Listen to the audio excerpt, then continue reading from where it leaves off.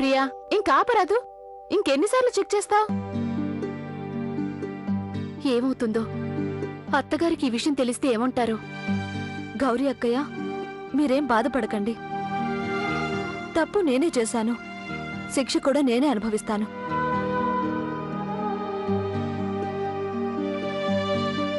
చూడ్డానికి చాలా బాగుంది అమ్మాయి.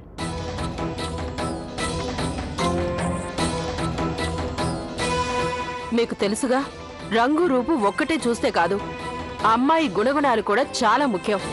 మీరు అమ్మాయి గదిలోకి రావడం చూశారుగా, ఎలా వచ్చిందో. కనీసం పెద్దలకు నమస్కారం చేయలేదు, నేరుగా వచ్చేసి సోఫాలో కూర్చుండిపోయింది. ఏమండి, ఈ రోజుల్లో మంచి కోడలు దొరకడం అనేది కూడా భగవంతుడి దర్శనం దొరకడం కన్నా కష్టం అయిపోయింది. చూస్తుంటే అత్తగారు అమ్మాయిని రిజెక్ట్ చేసినట్టున్నారు.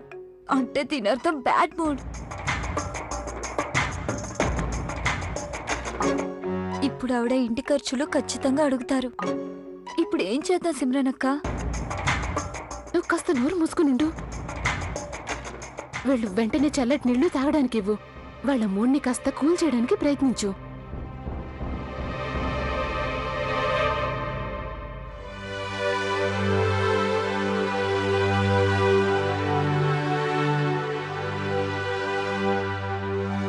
ఎందుకో గాని ఈ విషయంలో మీరు కాస్త ఎక్కువగానే ఆశపడుతున్నారు అనిపిస్తోంది.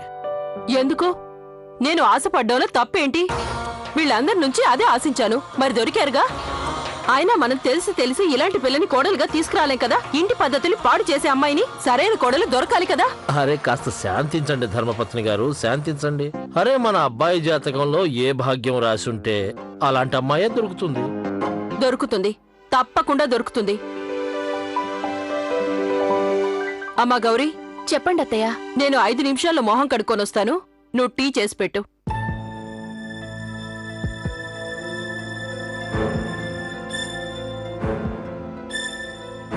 అమ్మయ్యా, అత్తగారు ఇంటి ఖర్చుల గురించి అడగలేదు. అమ్మాయి సిమ్రన్, చెప్పండి అత్తయ్య. గుర్తుందిగా ఈ రోజు లెక్క చూస్తానని?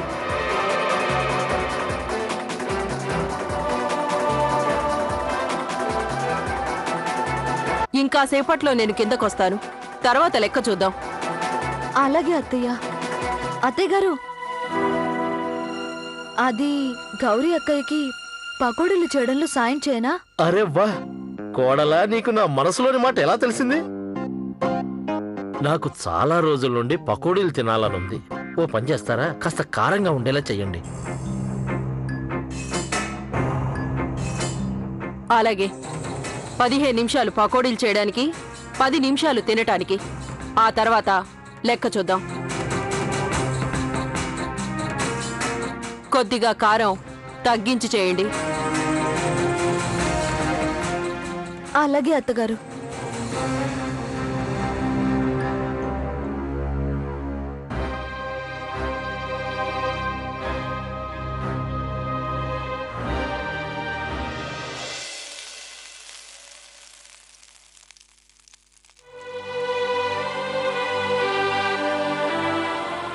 గౌరీ అక్కయ్య, ఏదో ఒకటి చేసి సిమ్రన్ని రక్షించండి. అదేంటంటే నా దగ్గర 100 రూపాయలే ఉన్నాయి. ఆ 100 రూపాయలు నీకిస్తాను సిమ్రాన్. గౌరక్క, నేను కూడా వెళ్ళి నా గదిలో చూస్తాను, పిల్లలు పుస్తకాలు కొన్న దాంట్లో ఏమైనా కాస్త మిగిలిందేమో అని. గౌరీ అక్కయ్య, 150 రూపాయలైతే నా పర్సులో ఉన్నాయి. లాస్ట్ మంత్ నేను హీల్స్ కొనుక్కోవాలనుకున్నా, కానీ కొనలేదు. ఆ మనీ నేను సేఫ్గానే ఉంచాను. నేను కాస్త రేట్ తక్కువే కొనుక్కుంటాను. నేనైతే మీకు 200 రూపీస్ ఇవ్వగలనక్క. అయితే ప్రాబ్లం సాల్వ్ అయినట్టే. మన దగ్గరున్న డబ్బులన్నీ కలిపితే ఈ సమస్య ఇక్కడితో తీరిపోయినట్టే. సిమ్రన్, ఇక టెన్షన్ పడకు, సమస్య తీరిందిగా. కానీ గౌరీ అక్కయ్య, ఒకవేళ అత్తగారికి ఈ విషయం తెలిస్తే?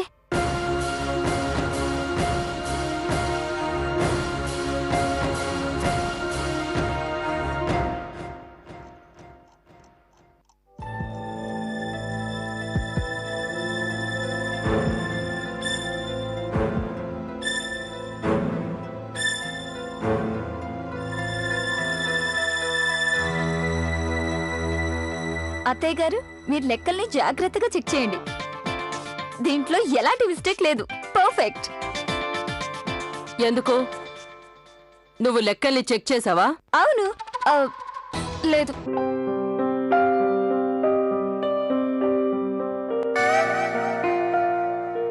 లెక్కలు చూస్తున్నారా?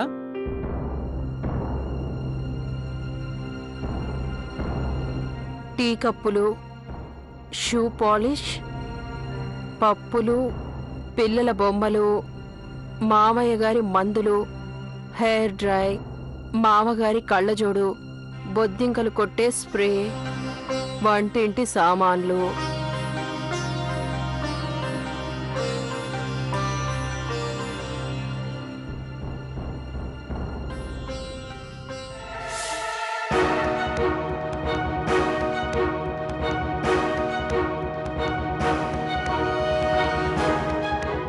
అక్కయ్య, మొత్తం 600 ఉన్నాయి.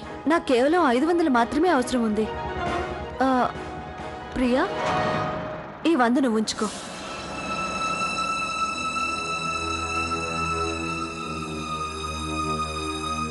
అమ్మాయి సిమ్రన్, ఈసారి నువ్వు ఖర్చులన్నీ సరిగ్గా రాసావు. చిన్న తప్పు కూడా దొరకలేదు. ఇక ముందు కూడా ఇలాగే అన్ని జాగ్రత్తగా చూసుకో. అలాగే. మంచిదమ్మా. ఇక ఈ ఇంటి ఖర్చుల విషయంలో నాకు ఏ బెంగా లేదు.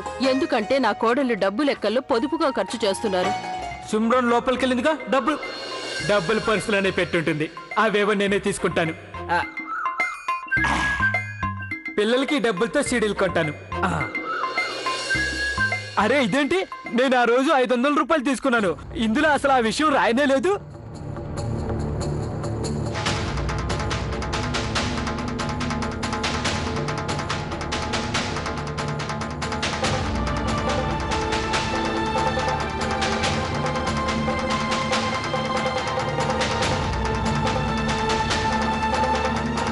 కిట్టు, అసలేం మాట్లాడుతున్నావు? నువ్వు ఈ నెలలోనే 500 తీసుకున్నావా? అవునమ్మా, నేను ఈ నెలలోనే తీసుకున్నాను. మొత్తం 500 రూపాయలు.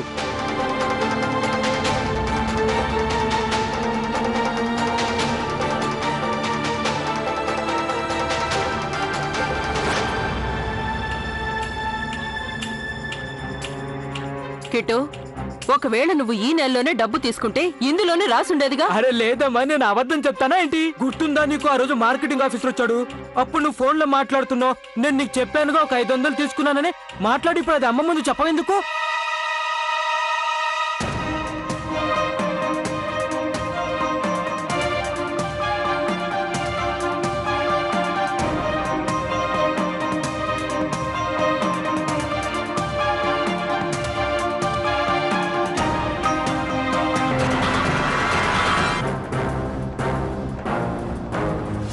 సిమ్రన్, నేను నీ పర్సులో నుండి 500 తీసుకున్నాను. అమ్మా సిమ్రన్, కిట్టు చెప్పేదంతా నిజమేనా?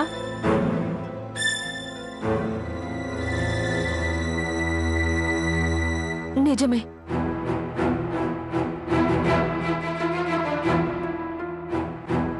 అది కిట్టు బావగారు 500 రూపాయలు తీసుకున్నానని నాతో వారు చెప్పారు, కానీ మర్చిపోయాను. అయితే మరి ఈ లెక్క కరెక్ట్గా ఎలా వచ్చింది?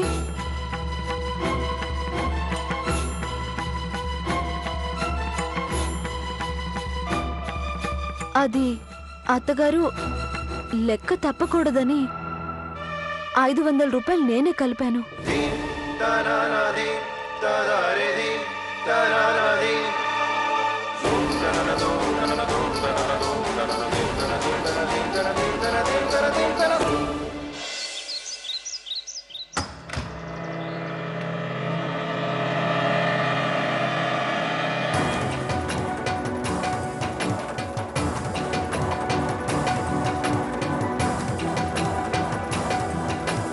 హే లావణ్య, నువ్వా?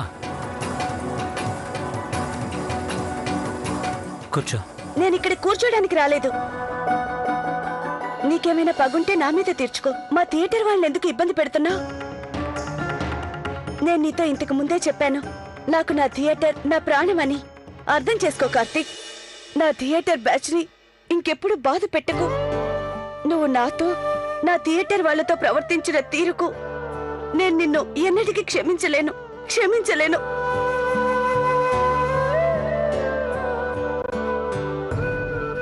దయచేసి నువ్వు నీ ముఖం ఇకపై ఎన్నడూ నాకు చూపించకు.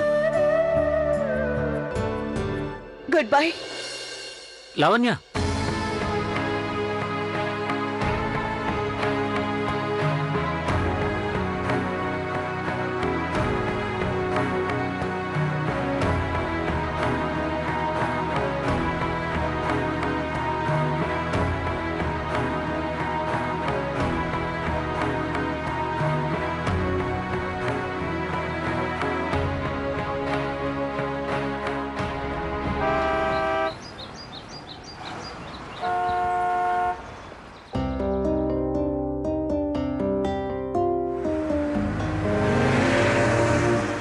ఇప్పుడు నేనేం చేయను? మా థియేటర్ బ్యాచ్ కు నిజం చెప్పనా? కార్తీక్కి నాకు ఏ సంబంధం లేదని. నేను గనక ఈ నిజాన్ని చెప్తే వాళ్ళ దృష్టిలో ఇంకా దిగజారిపోతాను. చెప్తాను, నేను వాళ్ళకు అసలు నిజం చెప్తాను. కార్తీక్తో నాకే రిలేషన్ లేదని. అవును, నేనంతా చెప్పేస్తాను.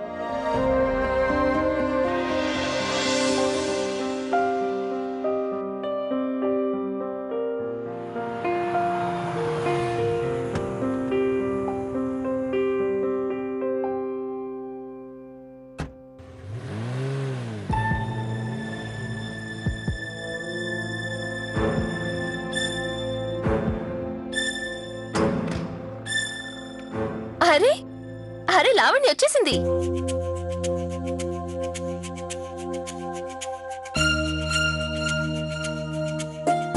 రా లావణ్య, రా, త్వరగా రా లావణ్య. అందరూ సంతోషంగా ఉన్నారు. ఈ సెలబ్రేషన్ ఏంటి? ముందు నువ్వు రా. Sir Lavanya.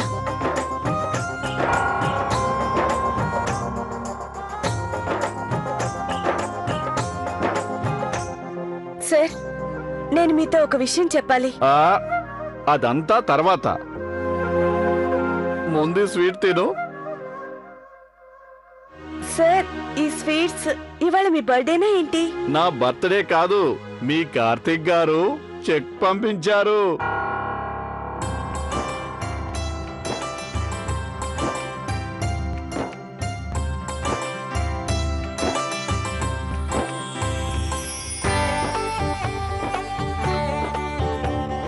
Lovely, thank you very much.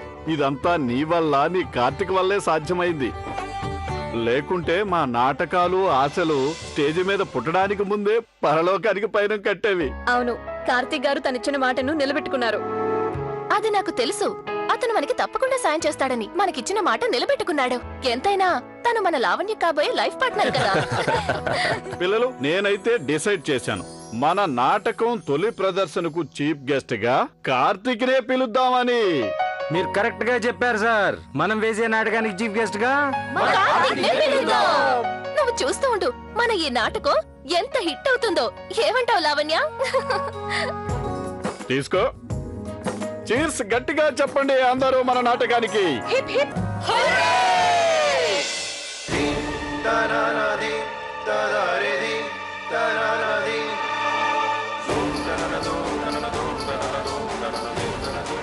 Simran, అత్తయ్య గారు, అది నేను మిన్నీ, ప్రియా కలిసి సిమ్రన్ కి ఈ విషయంలో సహాయం చేయాల్సి వచ్చింది.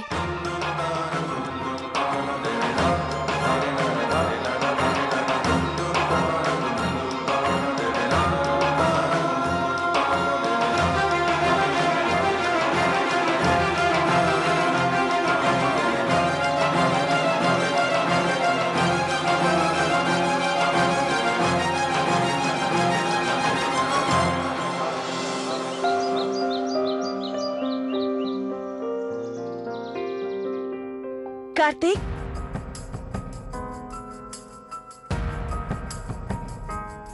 కార్తీక్ కొంచెం ఆగు. కార్తీక్, ఇంకా ఏముంది లవ్లీ, నువ్వు చెప్పాల్సిందంతా చెప్పేశావుగా. నీకు ఏ పని అయితే కావాలో ఆ పని పూర్తయిపోయిందిగా. నీ థియేటర్ కుటుంబానికి చెక్ అందింది కదా. ఇక నువ్వు నీ దారి చూసుకో, నా దారిలో నన్ను వెళ్ళనివ్వు. అలాగే చూసుకుంటాను. నేను 2 విషయాలు చెప్పడానికి వచ్చాను. ఒకటి, మా థియేటర్ బ్యాచ్ నిన్ను షోకి రమ్మని ఇన్వైట్ చేశారు. ఇక రెండోది నన్ను క్షమించమని అడగాలని. నన్ను క్షమించు. I'm sorry. ఇది నేను యాక్టింగ్ చేస్తూ చెప్తున్నది కాదు, నిజమే చెప్తున్నాను. సారీ.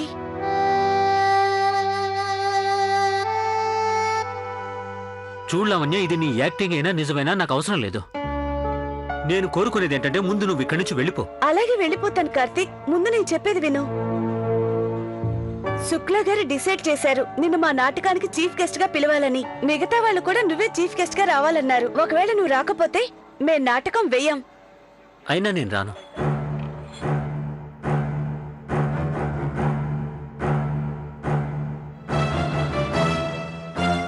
చూడు కార్తీక్, ఒకవేళ నీకు నా పైన, నా థియేటర్ బ్యాచ్ పైన ద్వేషం తగ్గకపోతే, నువ్వు గనక రాకపోతే ఈ షో ఎట్టి పరిస్థితుల్లోనూ జరగదు.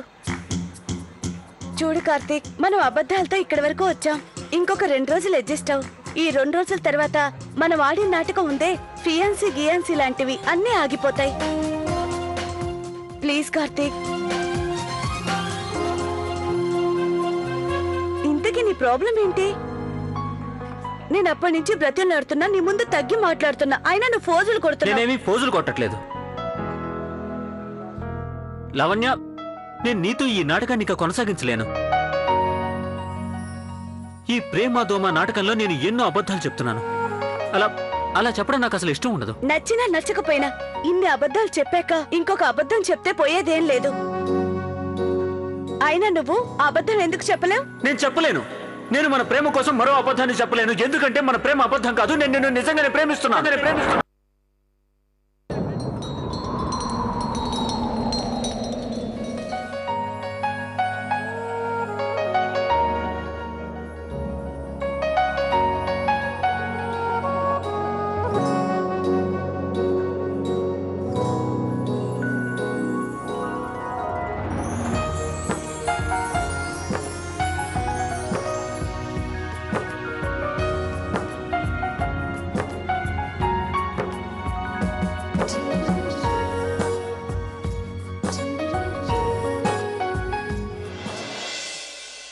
చూడు సిమ్రన్, ఈ రోజు నువ్వు చెప్పిన ఈ అబద్ధం నా మనసుని ఎంతో గాయపరిచింది. ఇంకా అంతకన్నా బాధాకరమైన విషయం ఏంటంటే గౌరీ ఇంకా ప్రియా, మీనాక్షిలు నీకు సాయం చేయడం.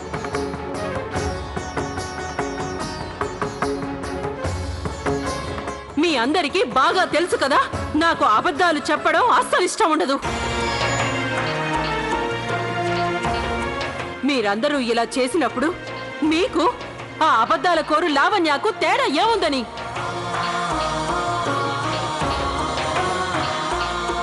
మీరందరూ ఆ పిల్లకి ఏమాత్రం తీసిపోరు. అందరూ అబద్ధాల కోరులే.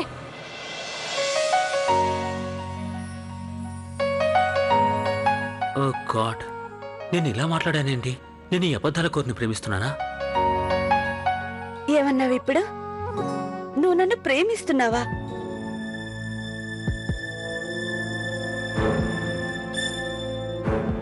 కార్తీక్, నేను అడుగుతున్నది నిన్నే. అయిపోయిందేదో అయిపోయింది. నేను ఇక దేని గురించి మాట్లాడాలనుకోవట్లేదు.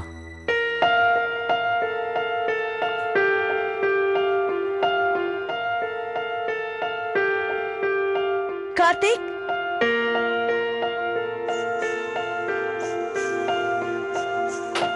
కార్తీక్ చెప్పు, ఇప్పుడు నువ్వు చెప్పింది నిజమా? కార్తీక్ జవాబు చెప్పు. ఇప్పుడు నువ్వేగా చెప్పావు ప్రేమిస్తున్నానని. కాస్త నేను చెప్పేది విను కార్తీక్. కార్తీక్, నిన్నే. కార్తీక్.